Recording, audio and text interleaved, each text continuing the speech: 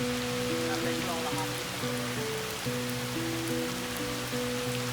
been pouring rain this morning and the awning's doing its job. This awning has been working great, and we've got one corner low so that it drains the water nicely.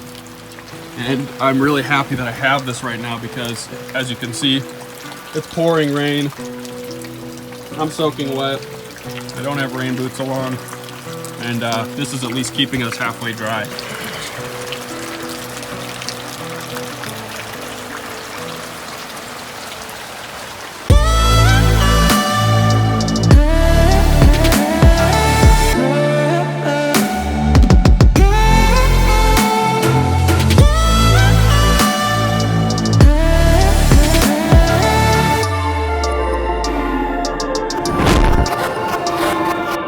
Special thanks to these companies for being long-term partners of this channel.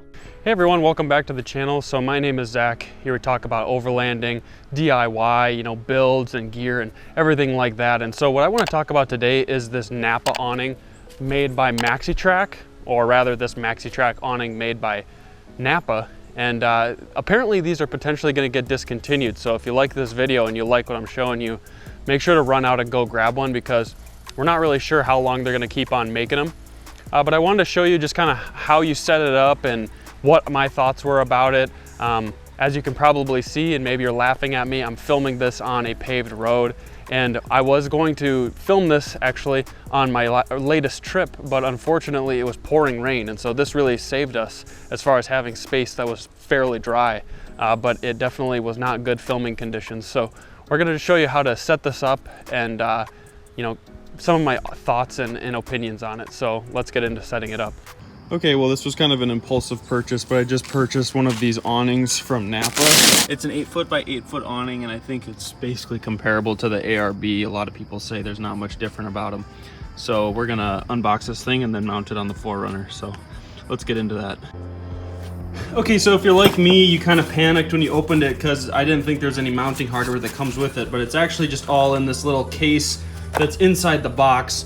We get a couple extra longer bolts here with some mounting hardware, and then these panels. So these are used if you want to pinch the L brackets around some sort of crossbar, but I'm just going to use my up top Overland mounting hardware so that I can put this on the roof rack.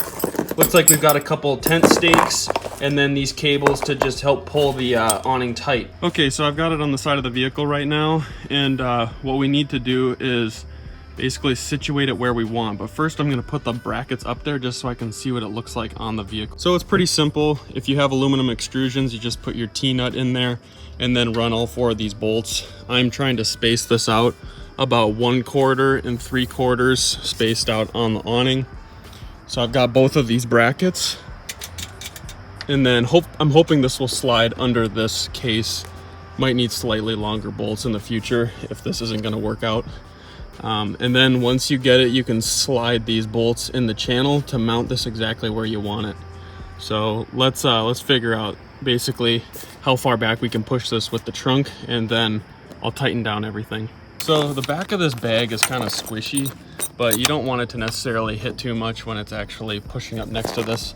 So I think this might be a pretty good spot, but also it'd be kind of nice if this didn't stick out past my roof rack, so I might just push it back a little bit. Okay, for the sake of having this lined up with the front of my roof rack, I moved it back quite a ways, but my spoiler, or whatever this thing is still gonna clear right here on this metal part, so I'm not too worried. And once the trunk is closed, this bag won't even touch anything on the vehicle. So let's tighten everything down.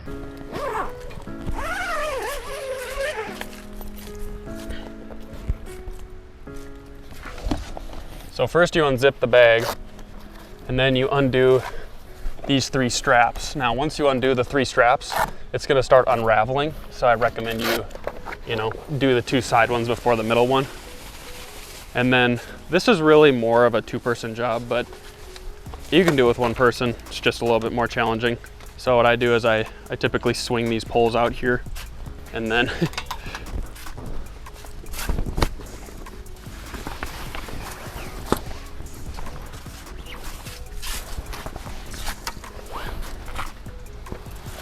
if you have a more graceful way to do this than I do, then let me know down in the comments below, because so far I haven't come up with anything very good. So all the poles, to make them, you know, telescoping, you twist them left and then twist them right to tighten them. There, got the one side.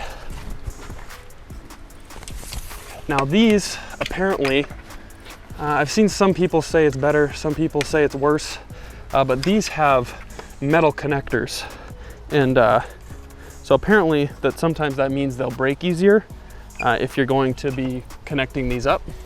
But some people also say they're more durable. So it just kind of depends on what your point of view is on that. So typically when you're setting these up, one of the corners you put a little bit lower than the others, because that allows you for a nice drainage.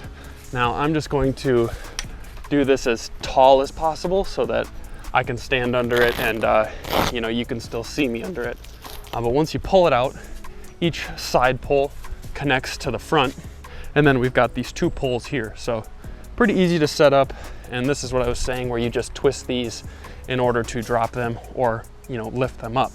I'm pretty sure that you can leave these ones sticking out extended, because this channel back in here is very long, and there's nothing else but the single pole that slides into it. So that's kind of basically how you set it up.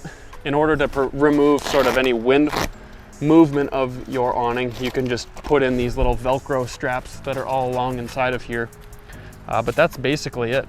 So this is where I was saying the connector was metal. So these are all metal, whereas on other awnings, they're plastic. So that's nice. And then this is all of these Velcro straps that I was referring to earlier. Inside the packaging, it also comes with one of these bags. And this little bag basically has some tent stakes and then some strings as well. So depending upon where you're setting this up, you've got two, you know, tent stakes. No. Well, it comes with some additional mounting hardware that I just saved in this bag in case I need it along on a trip. But you definitely don't need those if you don't want to carry them. But it comes with these two cables, so you can use these to attach to this little yellow rope and then pull it down in that direction, keep it nice and tight, and prevent it from, you know, blowing around. I think it just helps with wind. So I keep these in this little bag, as well as that mounting hardware. You probably don't need these along as long as it's not too windy, but I just keep them in my car in case we ever need them. So like I was mentioning, these will fold into this groove here, and so there's two grooves, one for each cross beam that goes out away from the actual awning mount. So works out pretty slick, and these channels are, you know, just about 8 feet completely. So you know, we could fold in the pole all the way if you really wanted to, but either way, you can have it shorter or longer, and it'll fit in this channel nicely. One of the other things I really like is actually the fitment of an 8-foot awning. So I thought an 8-foot awning would be way too long for my application, but with most of these SUVs, an 8-foot awning is almost perfectly. So as you see when I open up my trunk here, we've still got a little bit of clearance on the end. The big thing is there's a metal bracket on the back that's important for, you know, the channel and everything mounting. You know, this bag can do whatever. So it's just important that you make sure that channel clears whatever is on your trunk that's going to potentially push that direction when you open up your rear hatch. Also, just to give another angle, I didn't want this to go past the front of my roof rack, so it fits almost perfectly. I really can't complain with how perfectly this fits from the front to the back of my roof rack. So I was really excited about that as well. So, and just to show how it mounts up to the roof rack, it's super easy. It comes with these big angle brackets, and if you have an aluminum extruded rack, it's super straightforward and not that difficult to mount this. So 2 bolts go in the channel, and then 4 go into wherever you want to mount it. For mine, since I have the up top Overland rack, I just use their T-nuts because I have extras, and it mounted up really quickly, and it took like 15 minutes to half an hour to install this whole thing. So my other bracket is actually towards the back under that box, but it still fit under the box fine, and it mounted up really nicely.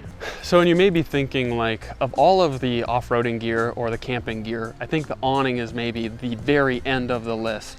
And that was kind of what I thought too, but then there was a couple of times where I was sleeping out of my vehicle, and it was just, you know, bad weather mornings, and I couldn't really even get out and like cook or whatnot. And so when you do a lot of things outside your vehicle, this actually really comes in handy. And the thing I like about this is You know, it's $100, which is really relatively cheap compared to some of the other options out there. And the construction seems to be good, or at least good enough. And you know, it will fit some of the other things that are for expensive awnings. Like, I know there's a couple people who have bought the ARB 8-foot awning room, and it will fit on this awning perfectly fine. So there's definitely some other things that are designed for other branded 8-foot awnings that will work on this just as easily. So those are all, you know, some nice benefits of getting this awning. And really, you can't go wrong with something like this, because if you want to try it out or something, you don't know if it's a good fit for you, spending $100 on a cheaper item is always going to be probably a little more smart than, you know, spending the $350 or whatever on the nicest version awning on the market. So definitely a good, you know, entry level product, but a great bang for your buck if you're really trying to decide if you might want an awning or not. If you made it to the end of the video, thank you so much for watching. I really appreciate all the support, and we've been growing at a really great rate, and so thank you so much for your support. If you like this sort of awning, like I said, they may be discontinued, and I think they're a great bang for your buck. So go out and grab one of those, because, you know, if you're into this sort of product, you might not be able to get it for very much longer. So thanks for watching, and I'll catch you guys in the next video.